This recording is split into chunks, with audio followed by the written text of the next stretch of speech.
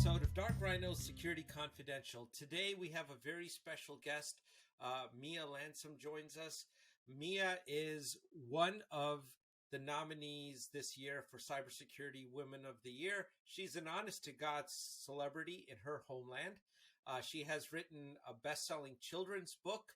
She is a cybersecurity practitioner, and she has taken up some very noble causes, including getting the laws changed in her home country and getting the law enforcement much more engaged with cyber law enforcement, especially when it comes to minors. And she's kind enough to join us today, and we are honored to have her here. Thank you, Mia, for coming on the show. Hey, thank you for being Thank here.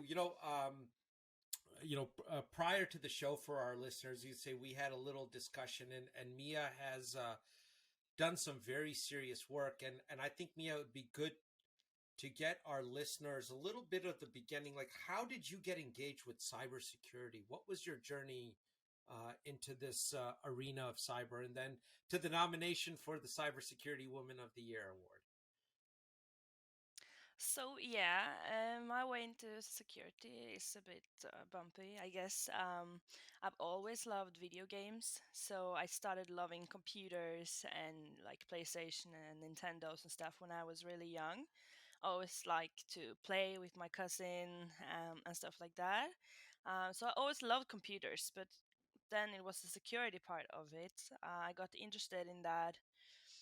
I don't really know when. I was maybe 10 Okay. when I started thinking about security because I was hearing about people getting hacked or losing their gaming accounts, and I really did not want that to happen. It never happened to me. I'm very glad.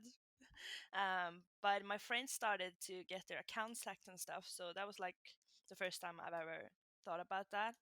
Um, then I continued this gaming stuff for a while and actually made some money by streaming gaming and went to like gaming cons and stuff like that and really enjoyed it and getting interested in how to build the computers to have the best computer possible for my games, of course. And through that arena, I got friends that went to like IT school or who was into hacking and stuff like that. So I got like introduced to it when I was maybe, yeah, 13, Okay. I guess, 13 and 14. And I started just to look at stuff. I found it fun to solve puzzles and do small hacky things, but I wasn't really good at it, really. And then I was a taekwondo specialist, Really? so I was on the national team in taekwondo and spent my spare time just playing games because I was really tired. I was training a lot, so I did not always have the time to go out or So, energy to go out with friends. so were you trying out for the Olympic team from Norway?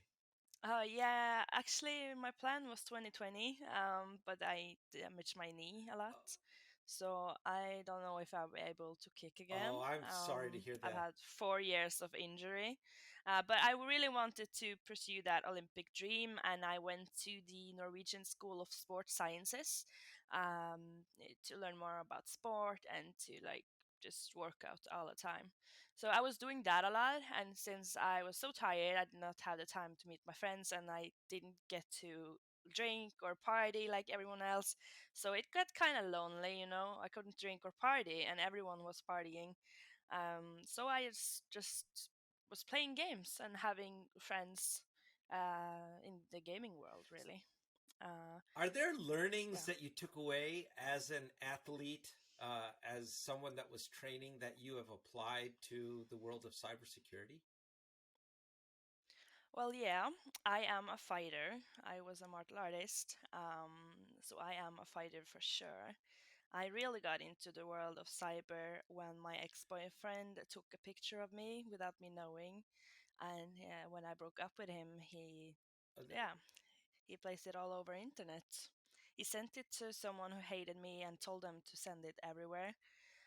So I really got to feel not just online bullying, but like harassment and blackmailing, people trying to threaten me and my family, and it was just everywhere, everywhere at school, everywhere on the internet, Pornhub, porn sites. I was getting nasty messages like all the time. So I did not find the internet funny anymore. I started to really see the security part of it. So I think the way I've been training my head for so long that I think if I did not have that, I wouldn't be here anymore. I got really depressed and suicidal Oh after my. my pictures or my picture got out. But I think that I really had this tough head, mentally tough head, after years of training in the martial arts, that I survived. But I started to get really angry, right? So I'm a fighter, and the thing about sports and cybersecurity is the tactics and techniques. I'm used to spending hours a day just to do one special technique, this one kick, Yeah. right? And just look at it and break it into pieces and see and record it. Like, what am I doing wrong? Why is my foot not going higher? Why did I not hit that person? What did I do wrong? It's kind of the same thing, and it made me maybe do the same thing in the cybersecurity world. So when my picture got out, I didn't just like cry and give up. I started to figure out what kind of pages these pictures was saved on. Okay, what is this page and how does it work and how can we take it down? I started to look at takedowns for pictures. Yeah, just S- nerding myself into the So situation, Mia, really. if you mentioned many serious things there, but what one of the Yeah. things that I'd love for you to address to our audience, a lot are very young people, is you know bullying and getting these pictures out, and anything like this happens, some horrible event. What should an individual do? Because we do hear a lot of young people uh, depression. They suffer from mental illnesses, and in the worst cases, they Mm. lose their lives, and nothing is worth the loss of one's life, right?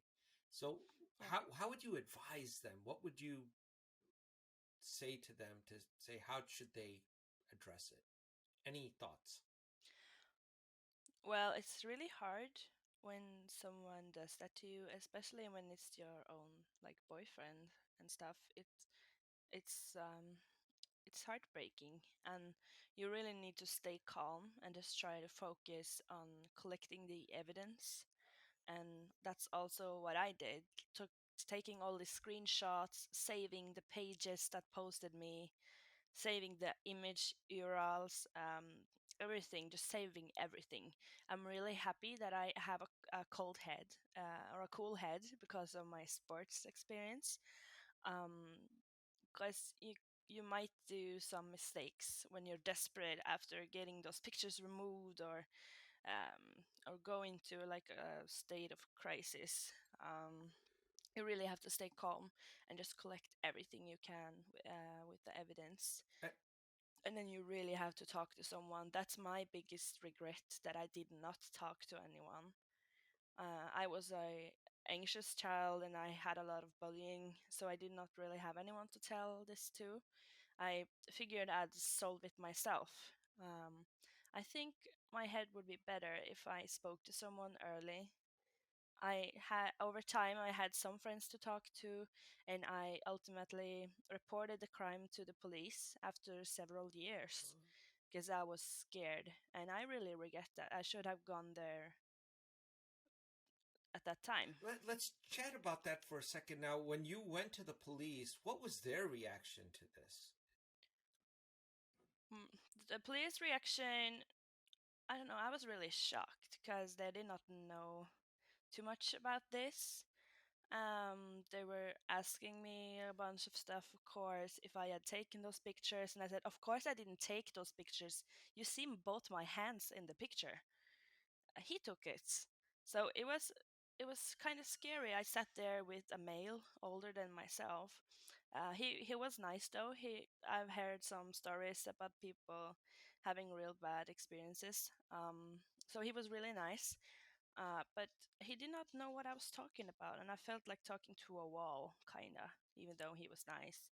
And it took a lot of time before anyone did anything. I didn't hear anything for a while, and I had all the evidence. You know, I had my ex-boyfriend that said, "I'm really sorry I did this to you, and I really regret that, and I'm ready to." Um, what is it called? Like, I'm ready to take my punishment. So I had everything. I had a screenshot of him sharing it, the text, everything. And then, like, after many months, they just closed the Just case closed it without without doing anything. doing, yeah, no, So, are nothing. the laws in Uh, Norway not? Are they in? What was the situation where the laws just didn't exist for them to enforce, or they were choosing not to enforce the law? there wasn't any laws that was talking about image abuse, but there is like a privacy concern, uh, harassment and stuff. So it usually went under that kind of laws for harassment or the privacy. And also you have I don't really know how to translate that, but it's like sexual harassment Yeah. crimes. So it went under that sexual harassment crimes. But we did have a law that was about children under the age of 18 that was images that sexualizes children, and that means everyone under 18 years old. So after being so heartbroken about my case being closed, I started studying the law, and I did see that they had placed it under sexual harassment for grown-ups. At the time, I was like 18, I was like 19 before I reported the crime. But in that picture, I was like 17 or 16, 16, I think, 16, 17. That means that this picture was a picture sexualizing a minor or a child, actually, in Norwegian laws. And the reason that they closed my case was that they said I had spent too much time before reporting the crime. Um, So for the sexual like harassment laws, you have 1 year okay. to report a crime, but for the pictures of a minor or child, it's three. At this point, I knew about the pictures 1 year after he had shared it. It was really slow in the beginning, and then just exploding with me being on television and stuff for something. Um, so actually, I had 3 years, and that's what I figured out. They had placed me under the Okay. adult class with 1 year to report, and I reported after maybe 2.5 years. And for So I figured out and I called them and I was kind of pissed actually, and I said like I was a minor and these are the correct laws, and this lady was yelling at really, me in the phone. She was she was a police yelling. person. Yeah, she is actually like an not an Okay, attorney, a like police prosecutor. attorney. Yeah, the woman who closed the case, and she is a really known woman in these kind of sexual cases. And she yelled at me, and I just wrote my own letter to the police complaining about them closing the case and what was the correct law. And then it went, yeah, this was a year and a half maybe after I first reported the crime. No one has reached out to me, and no one asked me if I needed help or anything. And then I just got a letter that he had to pay a 500 euro fee for ruining my life. 500 euros was the price of sexually harassing me and destroying me. And then I saw again they had placed it under the wrong laws. Again. They had placed it under pornography. I'm not a porn star. And that's when I really got pissed off, because the way that I got to know that my pictures was out there was when I was 18 and took my first beer outside in a Oh, bar. Um, and then I saw some boys laughing at me, and I went there. I'm like, "What's your problem?" And they're like, "You're that porn star, aren't you?" So both those boys called me a porn star. I was on Pornhub, porn sites, and then the police actually call it pornography. It is not pornography to have a sexualized picture of a child. And I complained again, and they say, yeah, you cannot complain anything more Really? now. I did not get any cash, nothing, no help, no information, no help to remove my picture. I spent 1.5 year of my life to just for my ex to pay €500. It's And so then they didn't. Did they end up opening up the case again? Then Mia? Or, yeah, that's what they did when he got because they accepted that yeah we did something wrong, but then they placed it on the pornography. So it's just a mess, and that's when I got really pissed off. And I started helping other people in the same situation. I think that was kind of therapy for me. That's when I really started to enter the world of cyber, when finding ways to find my pictures, reverse like a reverse image search. I just really spent all night finding my pictures, and then when I would find my pictures, I would find anyone else's too, like women that I knew from my hometown, and I just got so obsessed with helping everyone. I didn't have a good time, and I figured helping others too, so they would not know about this at the first time by being called porn stars in bars. I really wanted them to hear it from me in a respective and a kind way, instead of getting nasty messages like I did, because that's like a big shock. So I just started telling people that your pictures are out and this is what so you you're should do. taking your skills now as a cyber professional and looking at helping other people who have had image abuse Yeah. happen. I've helped thousands of victims throughout these years, at the same time studying. So I helped this world handball star, and she was just like me. She was a sports star. She's the world's best handball player, Nora Mörk, and she decided to help out. So I helped her when her pictures got out, and she actually brought this to the media, and she knew that by telling media about this, because this have happened to a lot of celebrities in Norway, but no one wants to talk about it. Like everyone knows, but it's not everywhere. She knew that that picture would be everywhere, and she's like the world's best handball player, so it would go Yeah. worldwide. So she made this sacrifice to help me and everyone else to make people aware of this happening, because I did not go to the media. I did not tell anyone about the work that I did. And then she just went to the biggest newspapers and television shows in Norway, just speaking her case, speaking for the victims, and doing such a good job. And she name dropped me, Okay. and I got some interviews, and I thought, okay, this will last some weeks and then it will be over. But now, like 3 years, it's been 3 years, almost 4 years, and it's not stopping. Yeah, and you've I got lectured at 300 schools, over 300 schools as well, right? yeah. I've lectured everywhere in Norway. I've written a children's book, as you mentioned. She really gave me these opportunities, and the media gave me the opportunity to actually make a real change, not just helping, because I was exhausted by helping everyone alone. And after the media explosion, I was getting like 30 messages a day, and I was still in my second year of sports sciences school, and just started. I stopped sleeping. I really wanted to fight this cause, so that's when I decided to quit my bachelor, the third year. Okay. I just quit, and I started on network and IT security school here in Norway, because I really wanted to learn more. Because I wasn't confident in my technical skills. I just knew like basic tips and tricks, and I really wanted to help even more and make a change in this world. And of course, I didn't believe it at first, but now it's like it's actually happening. I was like a celebrity overnight, I got to go to these TV shows. I got to write for the newspapers about what I wanted. People stopped asking like the old men for IT stuff. They started asking me.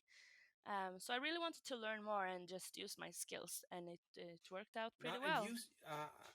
you must have faced some backlash from people Mm. as well.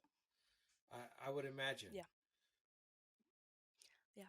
I live in a secret address. I have a lot of mails that really hates me, spreading fake rumors about me, harassing me, stalking me, um, death threats. It's been really hard, but you kind of get used to it.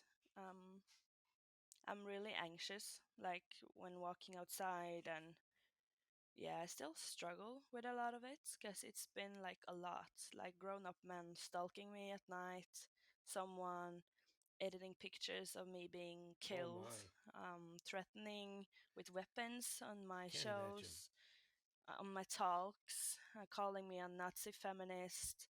I'm helping both women and men, so I don't really get why all men are so focused on this Nazi feminism stuff. I think it's really bad because feminism is a really good thing. And I'm not really talking about feminism like ever.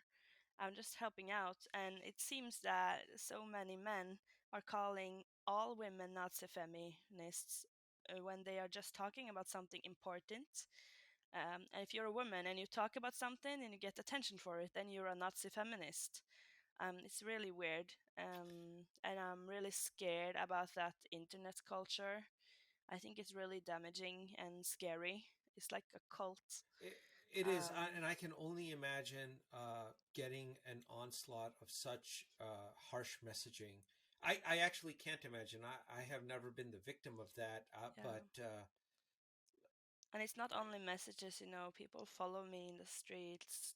They use knives. They are harassing my family. Video recording them. I had to quit my job when I was studying because they were entering the shop all the time, screaming and recording me. It's really it's. psycho. But you were Um, successful in spite of all this in getting some laws changed. yeah, I did. We got new laws in July this year. Well, congratulations After on that effort. That takes, yeah. So thanks, what were they? Can you, yeah, give us a it was little cool. color to that? So now it's not just like sexual harassment. These are laws that actually mention pictures, that image abuse. It actually it's the same rules, but they're rewritten so people really understand that these kind of things are illegal. I'm still not quite happy with the new laws because it's under the same paragraph as, if I was recording you falling and posting it and you were humiliated, it's the same So law. they didn't give it the I don't like that. gravity of what because that's a personal violation, right? It's a huge Yeah, personal violation of yourself, yeah. your body, or This is the sexual violation, and like videoing someone falling yeah. and the typical funny videos around. That's not the same thing. So that's like another story. But I think it's really good that we actually have it written down now. So now I'll work to get this into its own laws, and I doubt that will happen. But it's a step in the right direction, and also a positive thing is that it gives the victims. The possibility to get some money. I don't know the English word. Oh yeah, you're When you if getting you get some hit. restitution for. Yeah, yeah, yeah. I did not get anything when I reported the crime, but now it actually says that you will get that. And So that's a and law positive thing. enforcement has become much more conscious of this now, and they're not so quick to Yeah, dismiss some other person that's been a victim of this kind of a situation. I would hope. yeah. They know even more now. I had my talks with the police as well, uh, and now I feel like it's much better. It's a lot of great people in both cybersec now and in the police. It's much better, but it's not perfect, and it has to be even better. I'm not satisfied. um there's still some people out there that actually like tells the victims, no, you cannot report that because it was your fault. We do have some of those old guys that works in the police that actually just make victims turn away, I, and who actually victim shames the victims. And the fun thing is, when I started doing my talks, it was really successful. Everyone was booking me, and I was traveling 100 days a oh, year. I would imagine But 300 then, lectures, TED Talks, TV appearances. When do you get to actually yeah, practice cyber? But I'm sorry, complete your thought. in school. It was really fun because the police started asking me questions and wanting to learn from me. So I actually had a talk at the law school and stuff and the police academy. So that was really positive. And then they just arrived with their own talk, um, called it's not really a translation for it, but it's their own theme about pictures and image abuse. They were like copying um, my kind of presentations, and they were actually taking notes at my talks. I of course let them, but then they copied like my whole talk, and then started traveling all over Norway with their own talk with the same things. So, but I like that they kind of did it, well, and people still liked my talks better. well, So there's I don't a mind. saying in English: flattery. You know, copying mimicry is the greatest form of flattery. So, yeah, Yeah, but it was positive because people seemed to respect the law and the uniforms, of course. And then they actually made internet patrols. okay. They actually have like a Facebook account and an Instagram account that people can ask questions to. And that was one of the things that I thought was missing, because I did see in other countries that they had those kind of things. So now they have that, and it's getting better, but they need to learn Now, more. what? I'm not Now, did satisfied. you go after a lot of these online sites that are posting these images, right, and have very Yeah. little accountability? What was that experience like? Did you get any kind of a positive reaction from them, or were they completely indifferent? They started out actually just telling me to stay back. Like, this is the work for the police, and we don't think that Mia should do this kind of things. So they were really negative in the start, in the beginning. But then they kind of chilled more. I started actually winning prizes and awards for my work, and did some big headlines and helping the police with their cases. Like, they were um, if they would say to the newspapers, yeah, we catch this predator, but they didn't mention like, yeah, Mia gave us this predator. So they would actually like steal my glory in cases. But then they started cooperating. They knew that I'm not going anywhere. I'm not stopping to discuss things with them. I will not stop telling them what's wrong and what's right. And people started to acknowledge that, and they had the same feelings like me, and they cannot stop the feelings of a whole nation. So they started saying Mia does a really good job, What a and we change of applaud tone. her. Yes, it took like 3 years, but they invite me for stuff now. They want me to work there. It's a really positive thing now. They have some more work to do. Some employees in this internet patrols are not nice people. So some of them really don't like me, but I get that. It must be hard to have a blonde 24-year-old tell you how to do your job. I get that, but Well, yeah, it's much more positive now, and that's why I keep doing this, because I do see that there is a change. Also, I finished my studies last year in June, and I got a job at Orange Cyber Defense as a pen tester, penetration tester slash ethical hacker. And my what really also helped me when people was like threatening me and stuff is that my employer has my back. They believe in me. They let me do my work. They let me speak. They will not silence me. That's why I'm not working in the police, because they will silence me. They will not let me talk.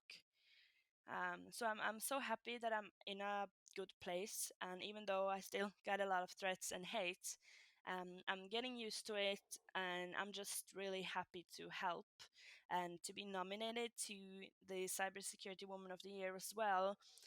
Was just amazing. I didn't win the prize, but it made me connect with a lot of cool people. Like my LinkedIn is like so full of amazing things. Oh yeah. Like LinkedIn got more interesting than Facebook.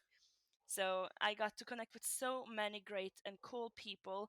So I hope to do more work internationally. I know there's still some states in the US where it's not illegal Yes. to spread people's photos. And also, you mentioned like children, my work with children. Like, my main thing is not just helping people that are a victim of image abuse, but also children with grooming and yeah, child sexually child abuse online.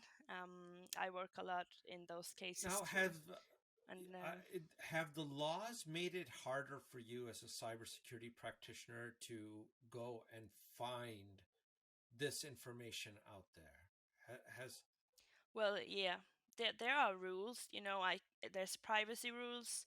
It's GDPR. It's a lot of rules that you need to watch out for, and of course, you cannot save pictures of children, even though your intentions are great. You really have to be in this gray zone. Um, because, of course, if I do find something, I will send it directly to the police. okay. So if you do that, then it's okay. Because I work a lot with really horrible cases with children online, and I work on finding Norwegian victims. I actually did place pedophiles in jail. That's also why I'm getting death threats, because I ruined their Well, good lives. to hell with them. That's all I can. Yeah, I It, totally agree. I hope they get the help that they need. Um, but I work with this tough things. I don't recommend people to do it. You really need a tough head. It's horrible to watch. And you need like, I'm trying to find Norwegian victims, but you will see a lot of people or children being in pain, and that's the worst part of it, actually. Or the worst part is seeing like grown ups that do this kind of things, and then they will go home to their wives or their husband and live normally with their kids. So I'm working a lot with that kind of stuff, and to catch these predators that lives, especially lives in Norway. Um, and the laws, of course, like, I am not, like, you have seen these TV shows yeah. where they catch Yeah. groomers and stuff. I don't do that kind of things. I do not post anyone on my Instagram or something. I do not post the predators or people. I'm following the laws. I'm not doing anything that I'm not supposed to, not using tools. I could easily find more IP addresses or find out where people live or their names, but the law stops me to do so. So I can only find IP addresses in like a legal way. Um, yeah, and sometimes people, like, when they hear that I work as a hacker, they think that I do a lot of illegal stuff. But when you are an ethical Yeah. hacker, you You're do have bound. great respects of the Yeah. We had. laws. Uh, In fact, we had an instance today, right before the show, where there was a client that wanted us to try and test various aspects of their environment, and it would have absolutely gotten us in trouble had we done that. There's rules here that yeah, you cannot go just because we know something's broken, we can't go exploit that vulnerability. And yeah, and to a degree, it's a handicap too. There's no exception under the law for us to actually go uh, and help someone in that regard. There yeah. and so in that way, the law We is we do outdated. like have laws. We do kind of have laws, like if someone's in danger or life danger, you are allowed to, like, let's say you're lost on a mountain, and you found a cabin, you're freezing, you have no food or water, and you break into the cabin to save your life. Then you will not get criminal charges pushed against you. But I'm also like playing a little bit with that because if you do see a child being raped, Oh my. um, that's the danger. That's a danger, and that should by law allow me to use tools to find out who this person is. And they keep saying that the physical rules, they are the same as online, and I tell them, yeah, but then why can I not use this tool to save this Right. child? Oh yeah, because that's an illegal tool, because they have privacy too. And I'm like, yeah, but what about these laws? You do say that the physical laws are the same on the internet, so why is that this not the same? So I'm trying to figure out more about this because, like, if I was to see a live stream of a child being raped, I would use whatever I could do to find out where this child is. Wow. I absolutely agree with Um, you. And you, yeah, and if the laws want to punish me for that, then so be it. I haven't done anything of that because it's not really common that you will find like a live stream of a child from your hometown like being raped. Um, Most of it are already recorded stuff, so it's not the danger there. It might be an old video, so I'm trying to figure out those rules and what can we actually do because the laws are a bit outdated. Um, I think they need to get a yes, renewal. they Like do. they need to be reviewed because it's a lot of new tools. Sometimes they will say we do not allow programs that does this and this. Okay, but what if it's not a program? Can I then do that? So we really need to figure out those things. But I am completely bound by the law, and I will continue to follow them until I see something like murder or child rape on live. That see that Then I I hope you never see that. To that no, me neither. I hope that I don't see that, but if I do, then I might like go a walk in my head and be like, okay, I am able to do this, but it's a bit sketchy. It might be in a really gray zone. It might cost me my job. So I don't know before I'm in that situation. I've been in some really tough situations and not breaking the law. So it would take a lot, and I don't think I would be punished for it either. Um, I don't think they would. So yeah, but it's really interesting. It's an interesting theme and stuff to talk about because I think the laws are, especially here in Norway, they are so old.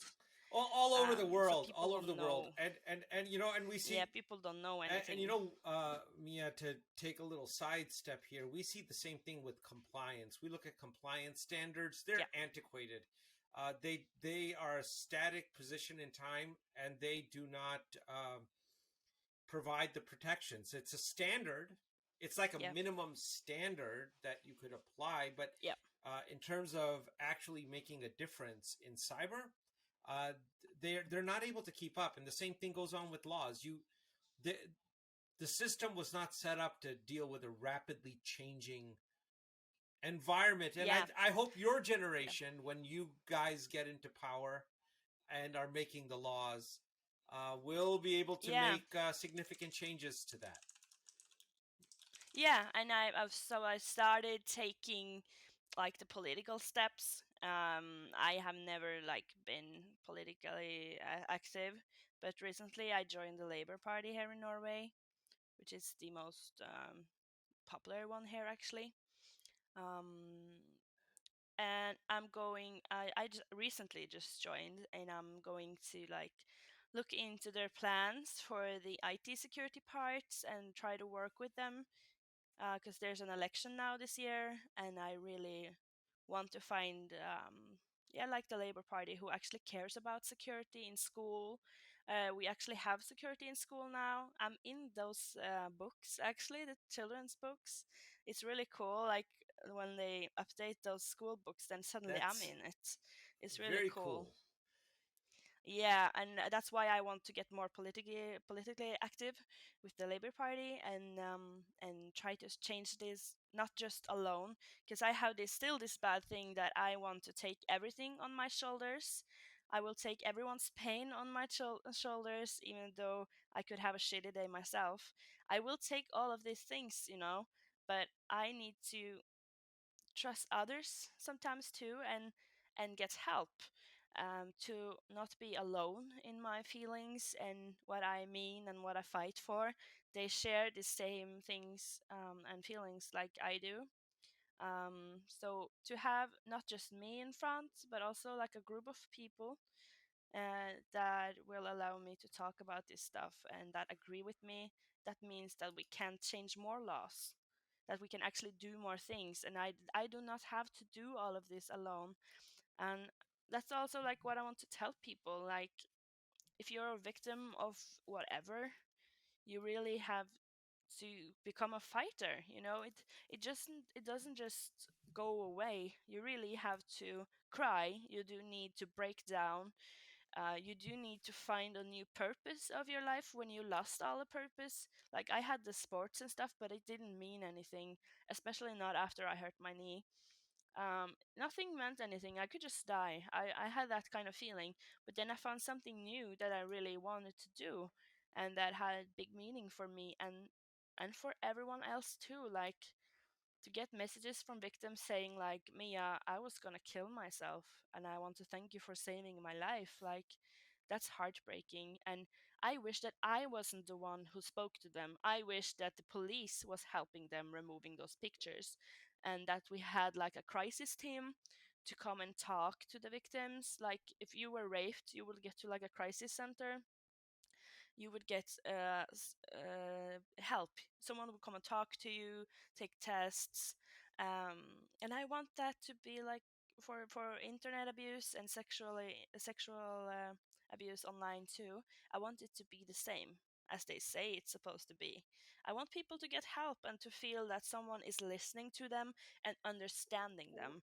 People are not, like, some people say, yeah, but just don't send those images and the problem will stop. Because no, it will not stop, because people will take those pictures of you anyway if they want them, in the changing room, in your own bedroom. Like, people are so desperate for these photos, it will not help if people stop sending them. And sending a photo of your boobs to your boyfriend is not a crime, but for this boyfriend to screenshot it and post it on Pornhub, that's a crime. Yeah. We need to lay the, like, we really need to stop blaming the victims and start talking about these assholes, both male and female assholes, that is spreading You those know, photos. That's the illegal Mia, part. every cause needs a champion. And we're grateful that you've taken up a very noble cause and have become that champion. A lot of things law enforcement should do, or government should do, or other things should work a different way, but that's not the world we live in. Um, Yeah, and and it requires but I'm not people, satisfied by and it that. requires people like you to get up and stand up and really go after a cause, and this case a very noble one. One thing that you Mm. said, and I'd like you to illuminate it a little bit, that we had discussed previously, is that how easy it is to propagate child pornography. It's very Mm. mainstream. It's not like dark web. This is happening out in the open. Could you educate our audience a little bit about how out in the open this actually is? It's not a problem that's Yeah. relegated to a small section of the dark web. Yeah, so everyone keeps hearing about the dark web, or all of the things. Like, I usually never go there because you don't have to anymore. You do not need to know about the dark web to go there anymore. Everyone can go there. Most of the pedophiles that I catch, they are not cyber professionals. They can't even upload a picture on Facebook, some of them. But the fun part is, or not funny really, but these pictures are everywhere, like on open pages, forums, Reddit, 4chan. It's full of it, and Pornhub has been in trouble this past year for having videos where children are being raped. These porn pages have a lot of videos and photos that they are not supposed to have, and people are taking legal action now. Pornhub has removed a lot of them, so that's really good. But also, we have WhatsApp and Telegram. Really?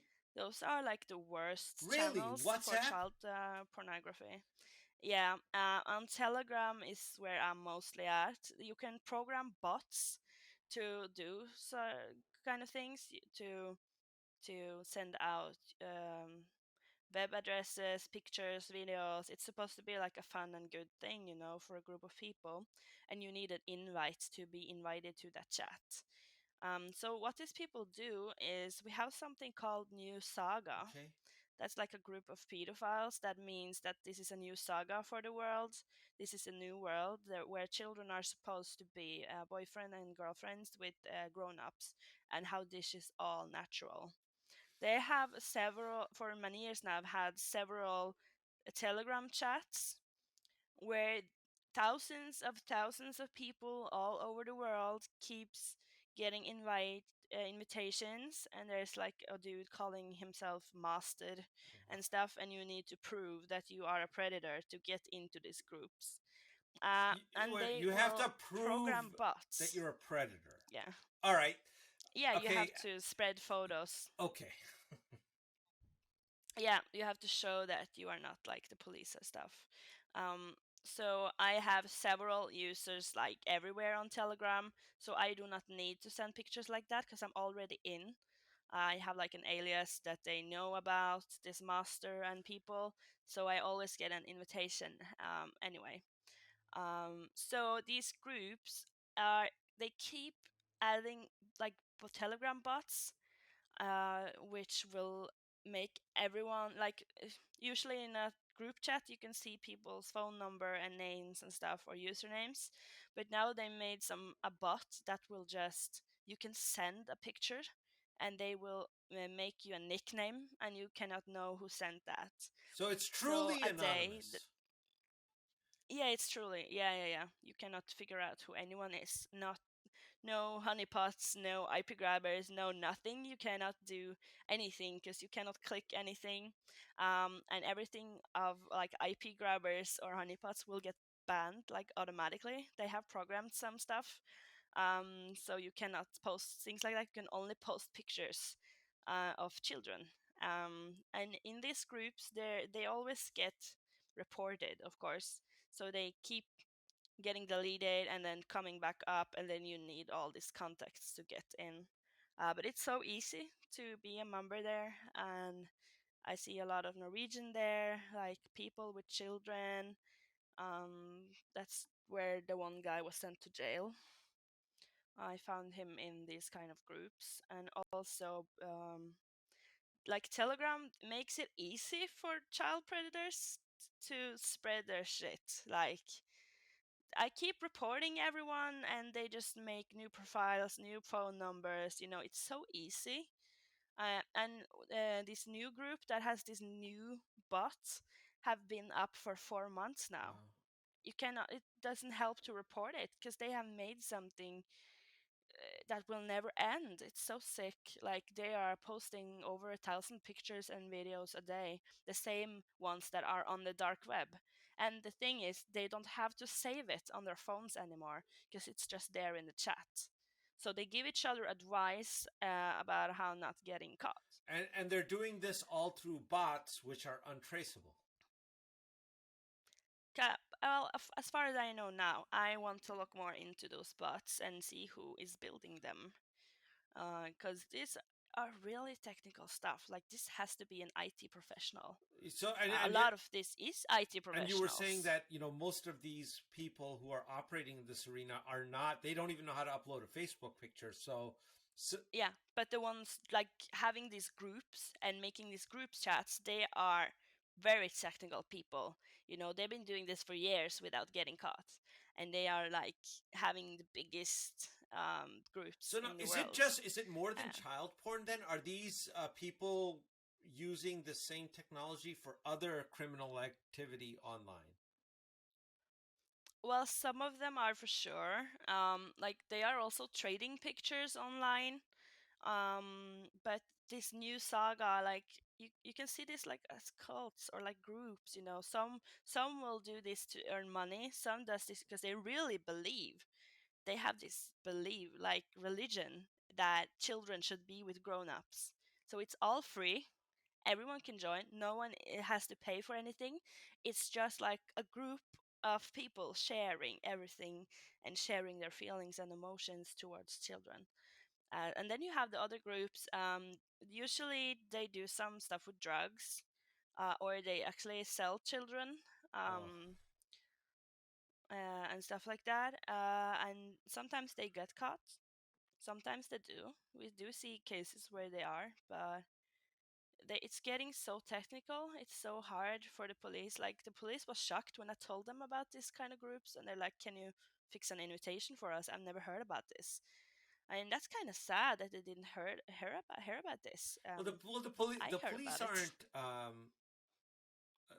Most police departments don't have that kind of talent, right? Here in the United Yeah, States, we know the FBI does. They have professionals who have yeah. this. And we have also kind of the FBI here, but they were also shocked. Really? Yeah, some of them were. I didn't talk to like the higher up technical people. They probably know, but when their boss don't know this and they are not given tasks that involve solving this, then it's just there. No one is doing anything about it. We really should have highly technical skilled people to bring down all these pages and forums and groups. We actually should just collect a lot of cool heads, technical hackers, and just figure out who is these people, because they are driving people to rape Now, children. see, Like the 1 to 2% of the whole world actually does have feelings for children, sexually feelings for children, but most of them will never do anything, but they still have this romantically or sexually feelings towards children. It's around 2-3% of the whole really, world. Yeah, 1 to 2% of all males have like sexual feelings for children, but most of them lives normal lives and they just feel something. Okay, they don't do anything about it. But then imagine being curious and joining one of these groups and seeing all of these videos. Um, and I really want to be honest with you, because most of these videos and pictures of children, the children are having fun. It's not blood, it's not cries. They are actually in love with these grown-ups. A lot of they are actually having a good time. They don't know that this is abuse. And that's the worst part of it, actually, grown-ups teaching them that this is a good thing. And when these people that never have done anything or never maybe plan to do anything but are just curious, when they watch these things and they start reading the text and the forums where they say that this is natural, this is why girls are getting their periods when they're 12, then they get this kind of feelings that, wow, I should really try this, or I should join this, and then these feelings just so you keep think these growing. things they become a catalyst by which someone who would have done nothing actually Yeah, then acts on their. 100% sure. Like I've been talking to pedophiles. I've been seeing a lot of them and chatting with them with fake profiles where they have children themselves, and they were like, I only want to see these pictures. I would never do anything to my child. And then after 4 months, he kept telling me how he wanted to rape his daughter with his ex-girlfriend. So they change over time. Uh, and he's in jail now, so it's no danger there. I'm really proud of that. I figured out who he was. Um, but I these kind of things, they're so damaging. Like it's so scary because they get into people's head, and people are really struggling because a lot of the people that feel sexual feelings to children, they do not want these feelings. Like they don't want this, they want it to end. They really want help. And now we do have some help centers here in Norway that you can contact if you are feeling this kind of things. So I'm really like careful when I speak in the media about pedophiles, because they do have a problem. Um, a lot of them doesn't want to have these feelings and they need help. And then we also have to make them go and get the help and say like, I have a problem and I really need help, I really need to be stopped. Like, that's so brave. People say like, I want pedophiles to rot in hell, I want them to die, and like, yeah, the things they do is horrible, but we also have to help them out to stop feeling these kind of things. And we need to stop, and we really need to take action against these pages and these groups and these cults and people like talking about children and grown-ups together as it was natural, because it's not. And They are brainwashing people. Mia, you have hit this problem at all the angles, and we're already at the hour.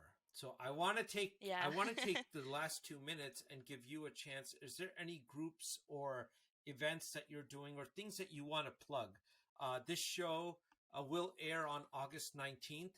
So is there any things you want to let the listeners know about? And I'll make sure that those get put in the show notes and we let everybody know. so so I don't really have any big plans. It's Corona. Oh, I don't get to travel as much, but I'm doing some talks. Um, and I really want to get in touch with people that can give me a place to talk more how do internationally. they Because reach out to you? I've been. Oh yeah, they can reach out to my email. We can post my Okay. email.